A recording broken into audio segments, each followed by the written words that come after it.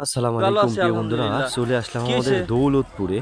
দেখাবো আজকে voter ID card দিয়ে যেই ওই যে রা- সমস্যা নাই, পাওয়া যাবে পাওয়া যাবে। ওই যে ওনে যাক ভাতাই আইডি কার্ডের কার্ড ফটো। সমস্যা, সেটা দেখাবো আপনাদের।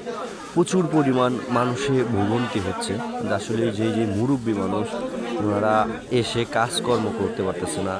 দেখেন এক একজন এক একভাবে বসে আছেন, খুবই কষ্ট লাগে এইসব দেখে। আসলেই খুবই কষ্টদায়ক একটি বিষয়। এই ভোগান্তিটা আসলে কিসের জন্য হয় দেখেন, এই মুরব্বিটা কিন্তু হাঁটতে পারতেছে না, তারপরে ওনাকে আসতে হয়েছে। আসলে এই ভোগান্তিটা কিসের জন্য একটু জানাবেন। এক একজনের এক এক সমস্যা।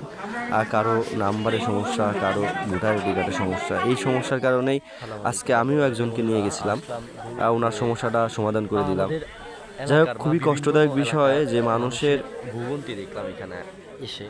আইডি কার্ড দিয়ে যেই আমাদের ভাতাগুলো পাইতেন, ওনাদের বিভিন্ন প্রকারের সমস্যা। অনেক মুরব্বী দেখেন, অনেকে হাঁটতে পারে না, আসতে পারে না, ওনাদের প্রচুর পরিমাণ কষ্ট। এই বিষয়টা আসলে ওনারা দেখতেছেন, দেখলাম অনেক নিখুঁতভাবে। কিন্তু এটা সমস্যা হওয়ার কারণটা কি, এটা একটু জানবো প্রিয় বন্ধুরা, একটু জানাবেন।